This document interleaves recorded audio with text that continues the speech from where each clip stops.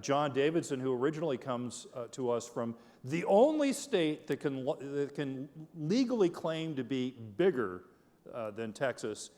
He's originally an Alaskan, and of course knows about things like commercial fishing, managed to survive the most dangerous catch several times. It's actually kind of his life. The Most Dangerous Catch is like a documentary for John. He's a political editor at The Federalist, senior fellow here with the Texas Public Policy Foundation. His writing has appeared in a number of places, including several titles that make me, frankly, insanely jealous and uncomfortable to have him here on the panel with me. Things like the Wall Street Journal. I think I'm 0 for 52 with them. The National Review, Texas Monthly, The Guardian, First Things, the Claremont Review of Books, and elsewhere. I like how he adds the "and elsewhere." He has like an entire list of things that make me jealous, and then he says "and elsewhere." You should have just left it at our guest is John Davis. He's a commercial fisherman from Alaska. That's right, exactly. So that is our panel, and what I would like to do is just kind of start out by posing the following question, right? So we had this like perfect storm of COVID-19 and these left-wing groups suing state and local governments to blow up election law, to say that, for example, yeah, we need to have unlimited ability to mail out all these mail-in ballots. And oh, by the way, because we're going to do so much of that, we can't actually check any of the signature requirements to make sure it's actually from the voter who says they're voting. When you look back on it, what is the thing that you think either most surprises you about how 2020 unfolded, or was the most consequential thing about how 2020 unfolded?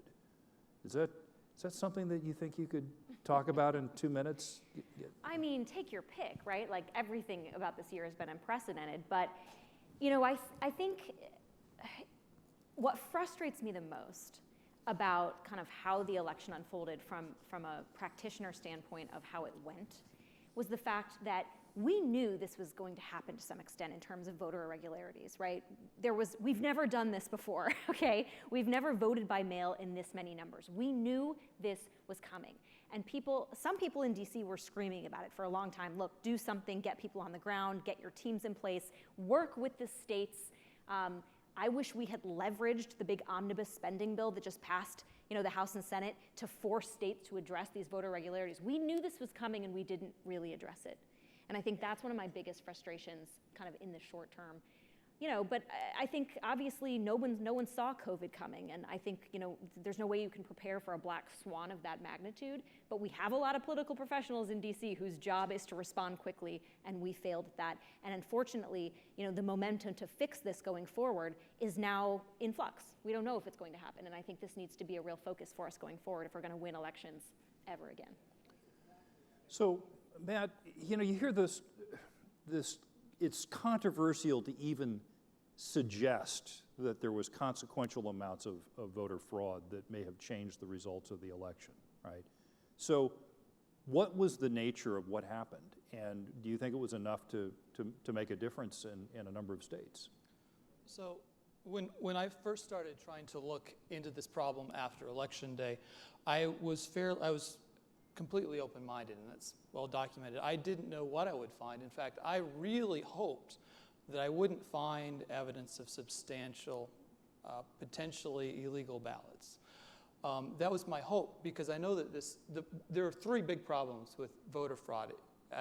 Number one is the fraud itself, because our conclusion was that there was enough of it in enough states that it was determinative in the election, such that we don't know for certain who was the deserved winner. The number of illegal ballots we determined in enough states were such that it surpassed the margin of victory, which means we do not know who is the deserved winner. I use that word because it came from the New York Times when they were writing about this exact same issue in 2012. They said the problem with mail-in ballots is it's easily frauded. It's been frauded many times before, and it's going to happen again. There will be many cases where we won't know who the deserved winner is. So I entered into this hoping that I wouldn't find that problem, because, as I said, there are three problems with voter fraud. Number one is that it occurs. Number two is that as you know, a movement on the right, as conservatives, there were a lot of things that impacted this election. You said, well, 2012, you know, who could have seen this coming? But what was much more determinative actually started not in 2012, but in 2016. Because after President Trump won in 2016, the left, not only did they start putting pressure to lower the threshold to make voting easier and, you know, potentially casting illegal ballots easier, they also went on a registration spree. They invested hundreds of millions of dollars in registering new voters. Now, I believe, and my evidence shows, that these illegal ballots were determinative in the outcome of the election. But even more determinative was the effort the left made to register hundreds of thousands of new voters. They registered over 100,000 more voters. The Democrats registered over 100,000 more voters in Georgia over the last 4 years than Republicans did. And that happened again and again and again in all of the pivotal swing states. And the problem with voter fraud is that that's sucking up so much energy and attention from us, where it was a problem, but a much smaller problem than what was much more determinative. And the third problem with it that I found is that it's incredibly demoralizing, because so many of our people now say, why should I bother voting? The voting equipment doesn't count my vote. We're going to be defrauded. Why? Now, when I first started the project to try to find voter fraud, I was hoping that the left would jump on it, or Democrats say, hey, let's see what this guy finds, because if you're a Joe Biden supporter, you certainly want him to enter a new administration free of the cloud of voter fraud, right? He won it fair and square, and if that was going to be what I found, that's what's going to be what I said, right? But they weren't interested in that, and I suspect that they actually think that the suspicion of voter fraud, whether it helps them, whether it exists or not, actually helps them, because it demoralizes our side. More of our people may say, well, I'm not going to vote because it didn't matter. And that makes it easier for them to win elections. So this is a really big problem, and you know, we're here in Texas at the Texas Public Policy Group, and I want to make clear that the solutions have to happen here, because omnibus, forget about it. We control nothing in D.C. now. Maybe the Supreme Court, who knows? But all of the policy changes that have to address this has to happen here out in the states. John. What kind of year did we just have? I mean, what the heck happened? I want to jump off something that Matt said. The push to register new voters, I think after 2016, it was a manifestation of the Democrat leadership's realization that their coalition was starting to crumble. And the political coalitions writ large in this country are going through like seismic shifts. On the Republican side, certainly, and we're seeing that play out right now. But for all the talk about the Republican realignment and Trump kind of coming in and sort of taking over the GOP, I think the Democrats have, in some ways, a much larger problem on their hand. They're losing working class voters, and increasingly they're losing minority voters. And I think they understood that in 2016 after Trump won. And you know, publicly, a lot of them couldn't quite like admit it, and they couldn't, you know, didn't want to talk about it, you know, on to the press. But they had to do something to get Trump out of office, and you know, so they have impeachment, they have the Mueller investigation, they have all the, you know, all these different things that didn't work out. And maybe the one that did was voter registration. If their traditional coalitions that make up the Democratic Party are shifting away from the Democrats, then they need to get more of the people who are in their coalition out to vote. And I think you saw this in 2018 with the Beto O'Rourke's campaign in Texas. You would think if someone's running statewide in Texas for a U.S. Senator seat, that they would try to, you know, run a campaign that reflects somewhat, you know, Texas and what Texas voters think and how they vote and the issues they care about. You didn't see that at all from Beto O'Rourke. You saw him run this sort of progressive, woke, you know, I don't want to say far left, but certainly on the left wing of the Democratic side. He didn't reach out at all to try to get centrist voters or moderate Republicans or people who may have been, you know, fed up with the GOP. He just went for more. Wait, you weren't impressed with him skateboarding in the Whataburger parking lot? Skateboarding was impressive. No, he just went for more. He just went for more people who already agreed. And on the theory, on this theory that Democrats have been repeating now for, I don't know, decades, that their majority is inevitable, that it's demographic destiny, right? And that the future of Texas is blue, and we have all these young people rising up and growing Hispanic population, and they're all going to vote Democrat forever. And I think that was an outgrowth of this strategy to say, you know, we don't need to moderate any of our positions. We don't need to tack to the center on any issues at all. Let's go out and say that we're going to confiscate AR-15s, and let's just churn out more voters that already agree with us. And I think part of the reason they're doing that is because they're in a situation where they can't really compromise with their left wing. Right. You've seen Nancy Pelosi; she has no control over her conference. She's not running the show anymore. And so, anyway, it's an interesting dynamic. Both parties are going through these huge shifts right now. So, Rachel and Matt, I'm not sure if you were following, because you have a more national focus, but Texas had the highest turnout since 1992, when you had two Texans on the ballot for president, because you had Bush and you had H. Ross Perot Jr. Mm-hmm.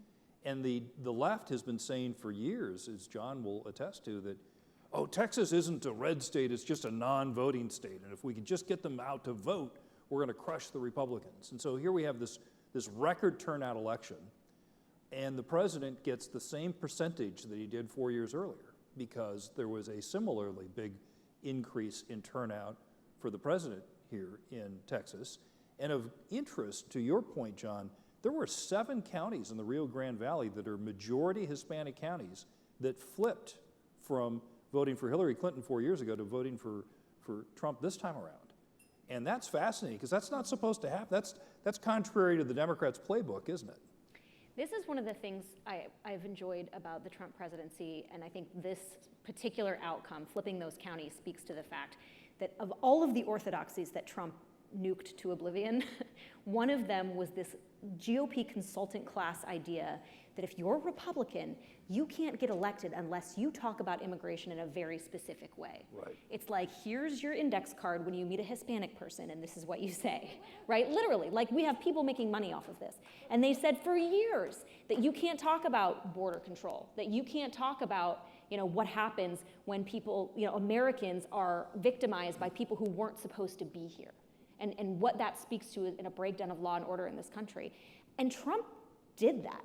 Right? But he did it in a very authentic way, and in a way I think spoke to a lot of concerns that people had, and the opposite happened, right? He actually increased with a lot of Hispanic voters, and I think it's honestly because, when we look at the Trump effect writ large, right, the conventional wisdom is he brought sort of working class voters into the Republican Party that didn't exist. Well, a lot of those Hispanic voters, they don't care about your woke identity politics. They care about bread and butter issues, right? We tend to talk to certain genders or races in a very homogenous way, like they're all the same, and they care about what white liberals care about. No, they care about providing for their kids. They want their kids to go to good schools. They want to get their have good jobs, and they don't want they want a crack at a good corporate job that's not going to be undercut by H-1Bs coming in from mega corporations. I mean, they haven't embraced the term Latinx down in Laredo. Is that what I'm hearing? Yes, we could call this the Latinx effect, right? Because I think if there's a Pew poll that shows they haven't even heard of it. Yeah, they haven't even heard of it. Like 3% of Hispanic Americans identify themselves as Latinx. It's only white liberals that call it. And those are the ones that, by the way, graduated from the UC system out in California. Right. So, yeah. Matt, what do you think about this demographic? Is this something, you pioneered some of this stuff with identifying low propensity, kind of working class people who had an affinity for Trump 4 years ago. Yeah. So you were kind of at the front end of what appears to be a realignment in American politics. Yeah, and I would clarify slightly. It's not necessarily working class. Many of the journalists, probably the biggest concentration of midwits in our society, thought that Trump's appeal was basically just solely, this blue-collar working class. But the reality is that when because I did the very first poll that the Trump campaign ever did, and I did it in some early states, and we did some regression analysis. We had some very good psychographic mapping, which means we can kind of predict what somebody's going to do a little bit before they do it, based on other qualifications or other characteristics.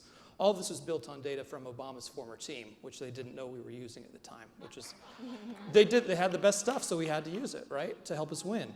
But I think that ideologically, not to get too into the weeds here, but what our real people are, the people who most embrace our message, you can call it America First message, you can call it, Reagan Democrat message. Pat Buchanan used to refer to these people as peasants with pitchforks. They don't really know a single demographic group or necessarily even a certain socioeconomic group. Because if you look at Trump's, at least among the Republicans, those who support them, there's a slight, the curve on the income scale is pretty much like the rest of the Republican Party. It might have a little bit of a curve on the lower end, but also flares up a lot higher on the top end. That's where you find all the entrepreneurs who look in the mirror and see Trump in themselves. But fundamentally, on an ideological level, what these people are anti-postmodernists. So postmodernism, and if philosophy lefties get angry at my simplification of their, something they spent 10 years in school studying. But postmodernism is essentially the idea that if it feels good, do it, and by extension, if it feels good, it must be right. Anti-postmodernism is the rejection of it. These are people who are rich in the wisdom of the Old Testament, and this is a common trait among many immigrants to this country who came here legally, became citizens, embraced the flag, and vote. And they actually, I think, are a much more ready demographic for a lot of Trump's messaging because they don't want what they escaped from following them here. They know better than anyone else what they came away from and what brought them here. And they are, here's a simple difference. Okay, I'm going to get a little religious if you can spare me a moment. We all know people who might be of our own religion, right? Who do you find to be more faithful to that religion? The people who were born into it, like cradle Catholics, or the people who became an adult and then they decide I'm going to convert to that church, regardless of what church it is. It's always that latter group that's a lot more passionate about that.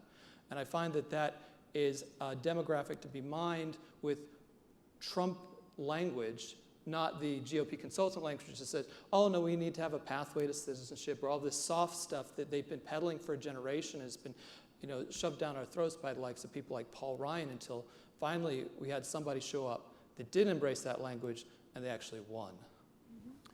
So, yes, good. So John, a week ago, something happened that obviously could be at least called a political earthquake, right? But it followed on an entire summer of discontent where you had largely speaking, the Democrats either encouraging, bailing out people in these violent riots, these destructive riots around the country. And now, because of a media that has largely abandoned its neutral pretense and is seen as nakedly partisan, you have individuals out there who don't know what to trust insofar as where they get their information from.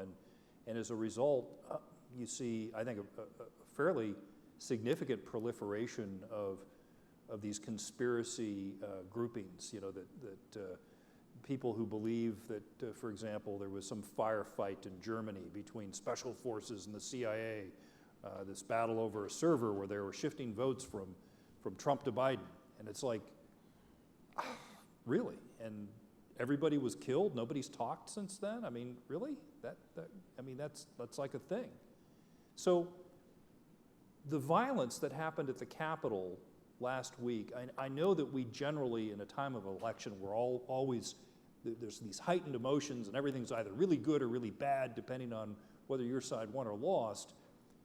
But how important do you think last week was, and how likely do you think that it will be superseded by poor governance and policy errors and new wars that we might get into? And democratic overreach? Yeah, it already has been superseded. I mean, they're impeaching the president right now. The idea that Trump incited those people is a lie, and the people who are peddling it in the corporate media, I don't like to say mainstream media, I like to say corporate media, they know it. The people who were there know it, and professional plug, the reason I know is because I talked to a bunch of them, and I have a piece coming out at the Federalist tomorrow with some of these interviews in them. And the reason I talked to these people, some of them gave me my name, gave their names, and some of them wanted to be quoted anonymously because they're facing threats and threats of firing and harassment. I knew that the corporate media wouldn't talk to them because the corporate media is not interested in understanding why they were there. I'm not talking about the people who grappled with police and forced their way and smashed the building. There was hundreds of thousands of people there last Wednesday. The vast majority of them didn't find out what was happening until they got back to their hotels that night because there was no cell service on the Capitol grounds because there were so many people there. But we have a situation where the corporate media and big tech went out of their way and bent over backwards all spring and summer to contextualize and explain and sympathize with the riots and the violence that were of a kind that we have not seen in a generation, and to the point where they didn't want to just understand the Black Lives Matter and Antifa rioters. They wanted you to sympathize with them, and if you didn't, well, what's wrong with you? Are you a racist or something? And this was the message we got from every major media outlet and every cable news network in America for 9 months. And something like Wednesday happens, similar situation, very large group of protesters that have what they believe is a valid complaint. They want to peacefully express their discontent. A small group of people have another plan, to sow mayhem and cause violence and to assault police officers. Literally the same thing that's happened in dozens of US cities, and in some US cities for months and months, like in Portland. And the corporate media has no interest in understanding why those people were there and telling their stories and lending a sympathetic ear, forget lend a sympathetic ear, just talking to those people. You don't talk to traitors and terrorists, right? All you need to know about them is where they live and who they work for. That's the attitude, not of left-wing radicals on Twitter. That's the attitude of major media corporations and powerful people in them. That's the attitude of our entire elite class toward 75 million people, basically. You can't have a country like that. I don't have any answers for it, but I do know that those people are not going away, and so we're going to have to deal with that. And if we want to figure out how to save the country, we're going to have to deal with it soon. So you've worked on Capitol Hill, and I guess you're still kind of hanging around that area, aren't you, Rachel? I never left, really. You never left. I'm a hanger-oner. You're kind of a swamp creature in a way. Okay, let's just back up now. So let's not say things we can't take back. So the point though is that you have a lot of friends, both elected officials and staffers, and probably people who've gone on to other parts of that political ecosystem. What was your impression? Because were you out there when this happened? Were you in D.C.? I was in D.C. Our office at Conservative Partnership has been open on Capitol Hill since June, so we were all at work very close to the Capitol and the House office buildings, and left in the afternoon because the police perimeter kept getting pushed back and back. So, but yeah, we were obviously hearing from our friends who were at the protest and also our friends who were in the building, when everything was kind of locked down. And, I think something John said is very important, because whatever drove, you have two separate groups of people, right? You have the people that sort of breached the Capitol and sort of initiated the mayhem there, but you had thousands of people that spent their own money to come to Washington because they felt disenfranchised, because they felt that their views weren't being heard. And you have to ask yourself, what is it that drives those people there? And that sentiment, right, is not going away when Donald Trump goes away. And this is something that I think the institutional Republican Party has not acknowledged, either intentionally or because they're so detached at this point, I think, from the larger base. But you have a group of people who really thinks this is about Trump. And it's not about the fact that Trump, I think, still has something like 73% approval among Republicans, right? There are people that still feel very attached to him and what he stood for. And when you have a moment where people don't feel that they don't see themselves in their politics, right? Because politics, right, is where we work out these differences. Politics exists so we can solve our problems together, right? We deliberate, we debate, we vote on really consequential questions. And the fact that our Republicans institutionally couldn't get there, right? The fact that by the end of this, legislators were really given a binary choice that no legislator should ever have to make the choice between objecting to an election or basically, blowing off what is the biggest issue to their voters. They should never have to make that choice. And the fact that they ended up there is one of the biggest failures of political leadership I've ever seen in my life, to be quite frank. And I've now spent 15 years in DC. The thing under 35 has expired. So I've seen some things. But, we could have addressed this problem. Republicans in Washington just didn't take the base seriously. Think about it. If they had actually addressed this problem, what would that have looked like? Right? It would have said, hey, there is something wrong. There is, even if it's not voter fraud, right? Even if you want to give people the benefit of the doubt, there's probably a lot of irregularities in an election that's done by mail in this huge country that we've never done before. Let's take that seriously. Let's have some hearings. Let's leverage, I know you say this might not have ever happened, but the fight would have been good, to leverage the omnibus to say, hey, states, you want this money? We're not giving it to you until you initiate some voter reform. And then I would have said, hey, voters, if you give us the Senate, if you keep the majority in the Senate, this will be our #1 issue when we come back. That would have been the political leadership that I think would have maybe calmed the waters, given some catharsis to these voters who really felt they weren't being heard. But instead, we got dismissal, and we got people blowing off these concerns. And so what we got was a group of really angry people, and they're still angry. And how Republicans deal with that going forward is going to tell us a lot about what this post-Trump GOP will look like. Well, just to clarify, I didn't try to throw cold water on the omnibus idea at all. What I meant is that now there is no omnibus, there is no leverage in Washington, D.C. And there was because lack of will then we don't. anyway. And I don't disagree. I think, and not just that, but also the defense bill. If you want leverage, that's where you have to get it. And the thing, we watched for 4 years, love him or hate him, Trump was a fighter. He fought. And he fought, the thing that got him in so much trouble was he fought as hard as the left fights for their side. Everybody else in leadership of his party in that movement, that they would rather you not think them impolite. They don't want you to think of them as brutish or boorish. So that was always what prevented him from fight. In this country, sad to say it, but it's a street fight now, and Trump was a street fighter. And unfortunately, he was in that arena alone against an entire, basically, remember, the incoming Biden administration, they were bailing out the people burning the cities down with their campaign funds. Think about that.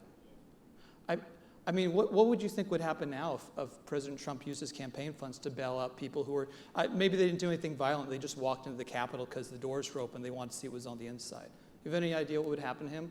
Do you have any idea what the reaction would be among people like Liz Cheney would be if he dared to do something? There was clearly some criminal behavior, it clearly needs to be prosecuted what happened to the Capitol, but could you imagine if he did something like that and what the reaction would be? Not from the media, of course they'd blow up, but from our own people? Did you ever hear a Democrat criticize Joe Biden's campaign for bailing out looters and people who assaulted police officers and caused mayhem? No, not at all, not at all. So just on the protests of the Capitol in general, though, I am actually fairly anti-protest in general because I believe that protest energy needs to be focused in things that are more productive, like voter registration and turnout. And I get it, and that's the problem again with this voter fraud thing is because we are all used to the Postal Service losing packages. We're all used to problems if you have Medicare or Medicaid, your grandmother having trouble getting things paid, or if you're the VA, something not going right, or a pothole not being filled right. Those are all problems we're kind of used to, and we kind of, to some extent, accept it, as she was saying, because we have this mechanism, the elections to fix all the things that are wrong. But then when we have the sense that the elections are not being run right, well, what do we do to fix that? We don't have anything. And sometimes, potentially, that anger turns into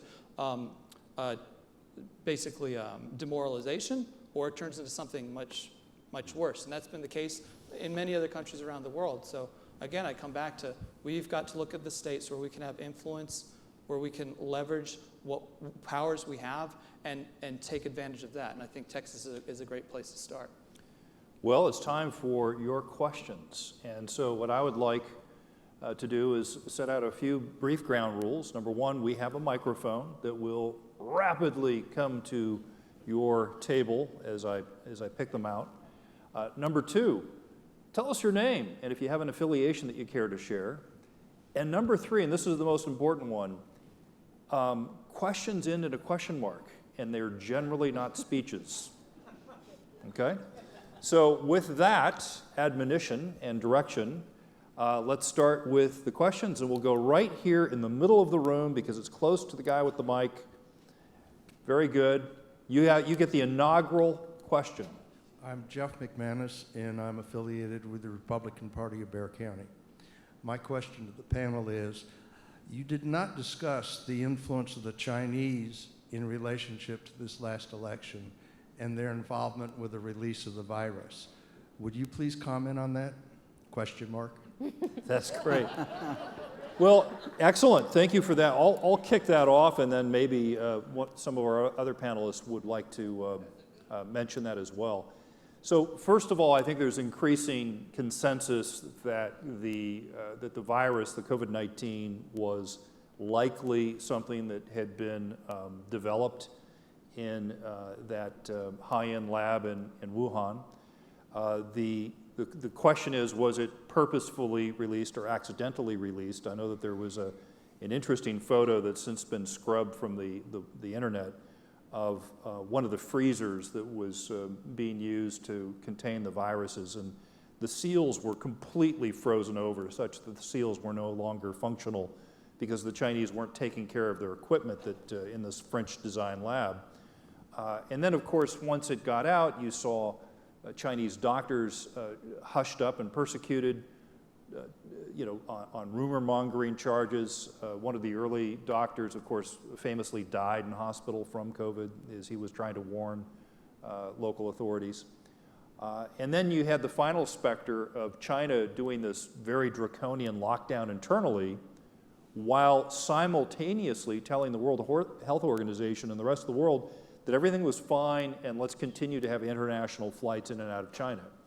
And so it would seem by the policy, right, that they were trying to minimize or slow the spread internally while maximizing it externally. That's at least what the effect was. It's hard to tell with these closed governments, just how much of this is thought through malfeasance and how much of this is incompetence and local officials covering for themselves and trying not to invoke the ire of Beijing. But yes, I mean, we had the best economy in recent history, all kinds of people working who had difficulty being hired in the past, some due to the economy, some due to Trump's border policies that clamped down a bit on illegal immigration, and then in a month it was gone, right? And we're still dealing with the aftermath. Does anyone want to take on the question of the People's Republic of China? There was a great piece in New York Magazine, of all places, I think last week, the week before, like a 12,000 word essay about this, about the theory that it came from a lab and that it was scientists were messing around with a coronavirus and trying to add features to it to make it attached to human lung tissue, and that further analysis of the COVID-19 is making it clear that this is probably not a naturally occurring thing. But it was a great article, and it went into a lot of detail and made a pretty compelling case that it did come from a lab. It didn't weigh in on whether or not this was intentionally released, but just focused more on the science of the virus itself. But it was funny because Senator Tom Cotton said something similar at the beginning of last year when this was first coming out, and he was sort of dismissed as a conspiracy theorist and a kook by Democrats in the corporate press. Yeah, I think China did have a big role to play. But we also had a big role to play in creating these kinds of labs overseas and then funding them.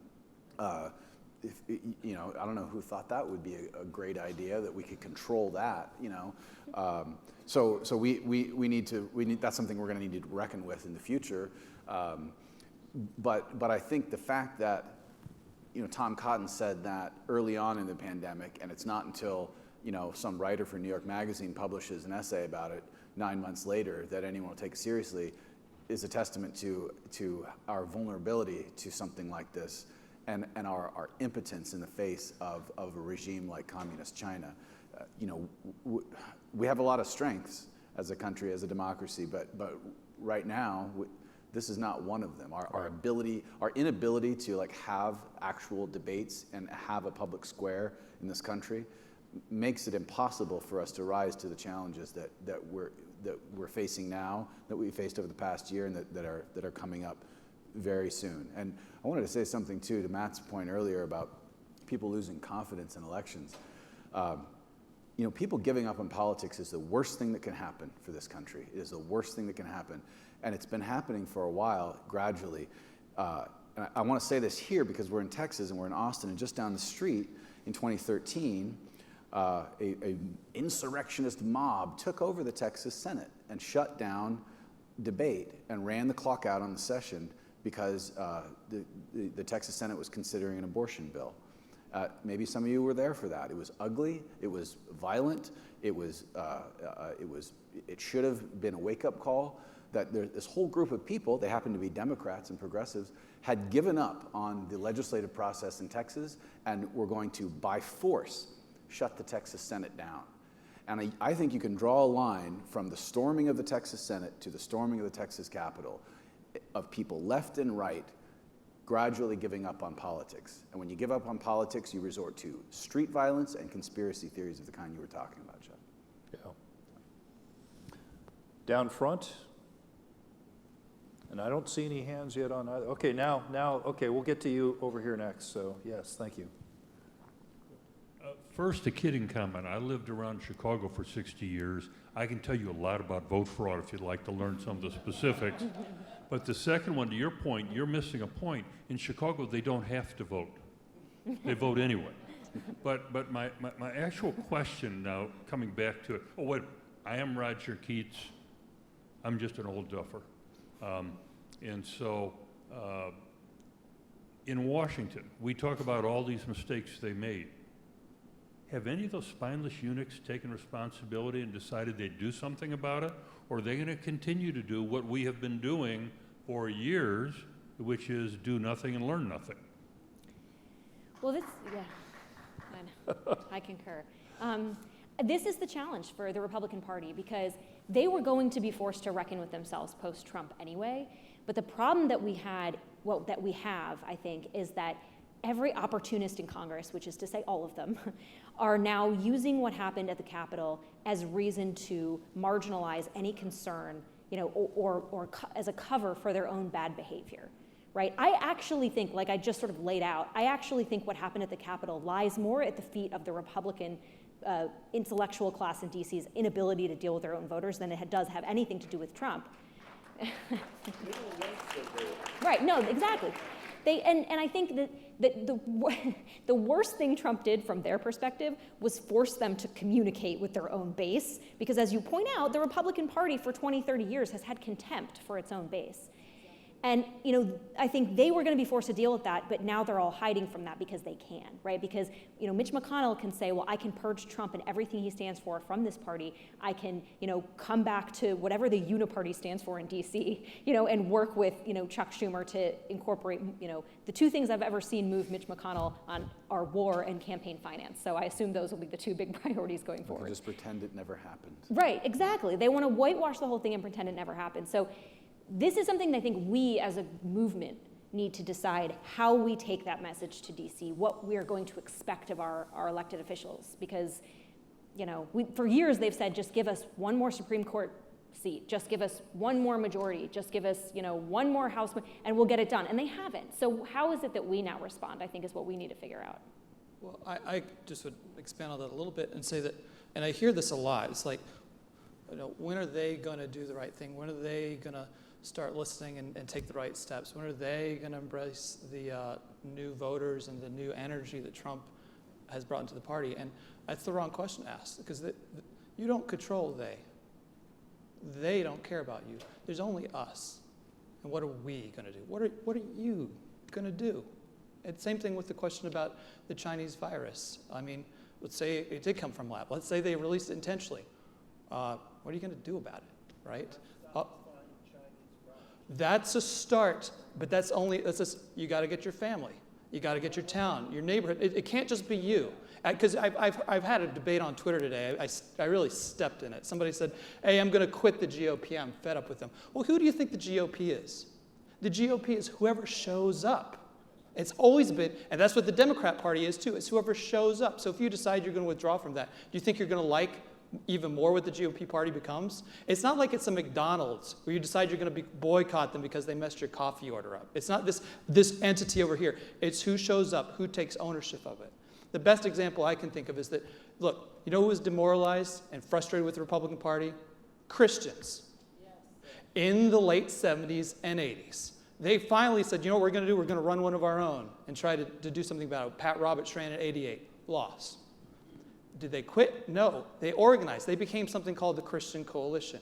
And for a generation, they ran the Republican Party. It didn't start that way. It started with the county organizations, the state parties, and then the national organization, to the point that you could not become the Republican nominee without being completely committed to pro-life, at least, and a couple of other issues that were very important to them. And now, it took a while, but I don't know that Roe versus Wade or Planned Parenthood versus Casey is really all that safe at the Supreme Court anymore. I'm not certain, but I don't know. And that is a consequence of their actions. We look at what the Democrats have achieved now. It seems like they've won it all. What they've been doing, what got them to here, started 100 years ago. For them, this has been a long game. They've suffered through losses and defeats, but they kept coming right back. And now we have the most left-wing, socialist/communist/ I would say anti-American government in history. But this operation for them started decades ago. So we need to have patience with ourselves, but we also have to be willing to ourselves say, what can I do? Did I go to my precinct meeting for the Republican Party this year? Did I bring my neighbors? You've got to encourage more people to do that. If you haven't done that, you've got to start doing it. My part, I've started to look ahead America to register and turn out disaffected patriotic voters. 4 years ago, I started raising the issues that, look, the left is out registering us, and I started pitching it to big dollar donors. I couldn't get any of their attention. They were interested in giving millions of dollars to super PACs that would blow it all in 5 minutes on Super Bowl ads. They were investing in votes. I was asking them to invest in voters, which is a much more substantial return. But now I think the party's woken up, and I think I will be successful in this endeavor. Maybe you're going to be part of it, or maybe you're part of your own endeavor here. But it's being upset about what they're doing. It's a losing game. You're never going to get anywhere with that. You've got to look internally at your house, yourself, your household, your family, your neighborhood, and put yourself out there. You become the change. You be the hope. We have a question in the front row over here. Hi, Don Dyer. I clean the toilets at the PTPPF headquarter building, so that's my association. Okay, in the earlier session, we got a fire hose worth of comments and data about voter fraud. We talk about voter fraud. We say there's voter fraud, but the Democrats have always committed voter fraud. In each of your estimations, did voter fraud determine the winner of this presidential election? Very crisp question. Did voter fraud determine the winner of this election? John? I don't know. I believe that the number of illegal ballots makes it impossible for us to know who is the deserved winner of this election. And I have the evidence, I have the names, I can share them with you. I think Matt's probably the only qualified person to answer this question. But I would say, were there mistakes and irregularities? Absolutely. Does it rise to the level of fraud? Probably. I know I did a lot of reporting right after the election, frantically for about 2 weeks, mostly talking to people who had seen, not seen voter fraud, but seen election laws being broken in places like Detroit and Philadelphia, and also reporting on these massive illegal cash for vote schemes in places like Nevada and Arizona on tribal lands, where they would hold like a raffle and give away cash cards and electronics, and in exchange, in order to enter the raffle, you had to prove that you voted, which is illegal, and which was funded by the by some groups that get taxpayer funding. So was there massive like voter fraud on a level that we haven't seen in presidential elections? Absolutely, I know that for a fact because of the people I've talked to, but I can't say. I don't know. I mean, that's the problem with voter fraud, right? When it's done, it's done. Like, and I think that's something that a lot of these judges hid behind in these lawsuits. They're saying, well, you're asking me to throw out, 20,000 ballots because they're tainted, and it's not that all 20,000 are fraudulent, but I would rather take the tainted ballots than disenfranchise people, right? There's nothing worse than disenfranchising people. But so it makes it so it's like impossible to prove it. I don't know. Maybe I'm here's wrong. Here's the problem. Okay, I think all the lawsuits are done, at least regarding this. So I'm a little bit freer to talk than I was when I was an expert witness in ongoing trials. But the campaign made some major mistakes. The first is that it's much easier to challenge an illegal ballot before Election Day than it is after. And they made no challenges of clearly illegal ballots, of people who were not residents of the state. And that was the primary source, I think, of illegal ballots, was somebody who did not live in Georgia, didn't think their vote really counted in New York. They wanted to make a difference, even though they've lived in New York City for the last 10 years. They had an old address, they got a hold of a ballot and sent it. Now that happens every election to some extent, but it happened especially in this election because of the intensity and because the margins were so close. In any state, I believe any state in this country, if the election is reasonably close like it was in Georgia, you probably would have to walk away from that election not knowing for certain who was the deserved winner, because there's so much of this so many instances of people voting where they don't truly have residency and the state not cracking down on it. Now, if you think about it a minute, we're all fans of the Electoral College in this room, aren't we? Well, what happens to the Electoral College if you can vote wherever you want to vote? See, right now the left, I don't think, has the juice to make the changes legally to get rid of the Electoral College. But if they just simply let people vote in the states wherever they want to, that is bypassing the Electoral College. And it's also bypassing the Great Compromise, which says that every state gets 2 senators and the House of Representatives is based on population, right? But if you can vote in whatever state Senate race you want to, well, you're also neutralizing that. So I think that's fundamentally the issue. And that's, the voter fraud of like these like inner city stories about these machines casting ballots in people's names without their knowledge.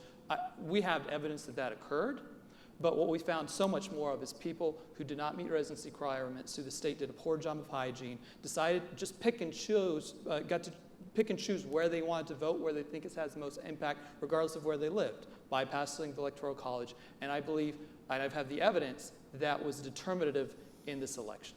So one of the big warning signs that was beginning to happen as COVID was manifesting is you saw a series of coordinated lawsuits, an enormous amount of money that was spent, in many cases on sue and settle, where these groups would approach, former AG Holder was part of one of these groups, where they would approach a city or a state and say that because of COVID, it was discriminatory, the rules about in-person voting, and that you had to dramatically expand by mail voting. And then the other inevitable shoe to drop was because in the case of Pennsylvania, you're going from a state that all the voting happened on election day by law, they don't have early voting there, and a limited number of by mail votes. So 4 years ago, it was about 250,000. And then it gets expanded tenfold. And so when you expand it tenfold, the other shoe to drop is, well, you can't possibly do all the signature validation needed because we have too many votes. We can't process them quickly enough. So we have to drop the standards down so that if it's just an X, that's okay. And you saw that in Nevada, you saw that in Pennsylvania, you saw that in other states. And so, you know, technically you'd look at that and say, well, is that fraud? Well, they didn't follow state election law. And in many cases, the elected authorities were in on it, right? In other words, they wanted to do it. The other aspect that we talked about in our last panel was that there was close to $500 million spent by private foundations to augment the vote, to supercharge the vote in certain core urban areas. You saw this hugely in Philadelphia, where the election budget for the city of Philadelphia was more than doubled with private money, about $10 million, that added all these drop boxes, paid ads to encourage people to go out and vote, paying city officials, city bureaucrats to go door to door and collect ballots, right, to supercharge the turnout in Philadelphia. And you didn't see similar monies dropped, of course, in the areas of Pennsylvania that favored Trump. And so all of this was seen coming a whole year out, or 9 months out. So it's not like it should have been a shock. And unfortunately, very little was done. Here in Texas, we fought it. Our Attorney General in Texas, Ken Paxton, won a series of very pivotal lawsuits that the foundation, through our general counsel, Rob Henneke, participated in helping with some of amicus and amicus briefs and things like that. So this was like a huge deal and was fought out all over the country. And they were almost successful here in Texas in making it happen. We have time for one more succinct question. So let's go to the other side of the room, way in the back, looks like. Yes? Thank you. So what we got here is a perfect storm that you've been describing, and it's been going on for a long time, right? And so I'm a precinct chair in Travis County. And in my precinct, it's mostly Democrat. But if the truth be known, they are conservatives and don't know it. And that's the honest to God truth, okay? What I need, and that's the question, and Matt's kind of sparked me on this, is material that can help me in my community convince people that it's not about personalities, it's about principles. How can we get these people to understand their principles are the same as my principles? Well, 30 seconds. You want to take that on, Matt? If I was in your shoes, look, I'll give you a simple example. Is I started a Republican club when I was in high school. And I started every week throwing an event in a classroom, right? For about 8 meetings in a row, nobody showed up. But then some pretty girls were sitting at a table across from me at lunch one day and saying, we need to get some extracurriculars on our resume or on our for college. And I said, hey, I know something you can do. And then they came, and then a few weeks later, the room was full. From your point of view, look, it's simple. This is what I would do if I was in your shoes, because I've been in your shoes. Get a room, get an event, get a local band to come and play, bring them in, you know, and have some speaker come in and talk. And sort of meet them halfway. Find issues that they already agree with you on. The best one, I think, actually, that we completely ignored this last election is fair play for women. Because you take every feminist who's upset about her daughter losing opportunities to a creepy guy in a dress, the left side owns that. They can't get away from that. And you do it just like the Grand Canyon was built, okay? The Grand Canyon wasn't the Grand Canyon when it started. It was a little puddle, a little hole, and a little water got in there, and it froze. And when water freezes, it's the most powerful force on Earth. It expands and grows the crack. Then more water comes in, freeze, expand the crack. You find that first little crack, and maybe it's that issue, maybe it's something more local, and you just build it and grow it and grow it and grow it. And so really the future of this party, in your part of the state, it's not, there's no they, and you realize it's you because you stepped forward to be that captain. And I applaud you. My heart goes out to you. That's all. Can we get a round of applause for this man? Because our family, our state, our country depend on people just like you. And I'm glad. I'd love to talk to you later, but I think you see where I'm coming from. You just got to get out there, get the events going, get people, get their ears, and start leveraging that and start building that Grand Canyon from a tiny little crack. Also, start with events because millennials don't read. Yeah. Star of events, because millennials don't read. Unless there's an app, they're not reading it. That's nice. Okay, well, that's a really encouraging thing for someone who works for a think tank to hear, right? It's like, well, that's why we have a film department, right? So that's why we have these great filmmakers at TPPF. So ladies and gentlemen, thank you so much for attending this session. One last word. It is so easy to get discouraged, and I hope that you heard a bit of encouragement, but what you also heard, if you listen carefully, was this stuff isn't easy. It takes a lot of hard work. And we know that the other side, who perhaps more fervently believes in a robust, all-powerful government, they put a lot of effort into it, because for them, government is really important. They have all these grand plans that they'd like to do with government. And for many of us, we just like to be left alone. And so that's part of the challenge.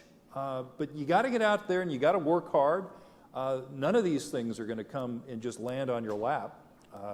That's what it requires. And so again, please applaud our panel. John, Matt, Rachel, thank you so much for coming.